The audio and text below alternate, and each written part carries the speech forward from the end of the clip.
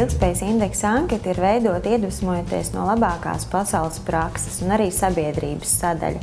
Un ja uzņēmums ievēro šos principus un veic stratēģiskas investīcijas sabiedrībā, tad tas ir arī ļoti būtisks pienesums uzņēmuma biznesam. Ja uzņēmums ir šis pats koks, tad sabiedrība ir tā lapotne, un katra lapiņa ir kā atsevišķs indivīds.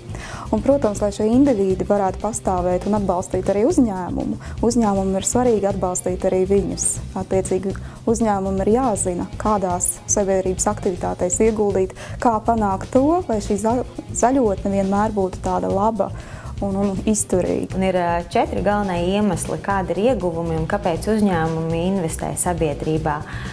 Tie ir lojālāki klienti, laba reputācija, tie ir motivētāki darbinieki un tās ir arī jaunas biznesa iespējas.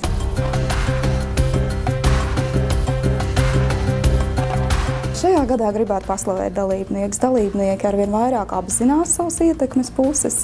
Ja, piemēram, pagājuši gadu bija daži uzņēmumi, kas neiedomājās, ka viņu darbinieki ir viņu ietekmes puses, šogad šādu uzņēmumu vispār vairāk nav. Jaunpienācējiem es novēlētu un ieteiktu nākamajā gadā rūpīgāk un radošāk pieiet pierādījumu jautājumam, jo es ticu, ka jūs darat jau ļoti daudz labas lietas, tikai lai mēs to varētu novērtēt un ieskaitīt, ir nepieciešami atbilstoši pierādījumi.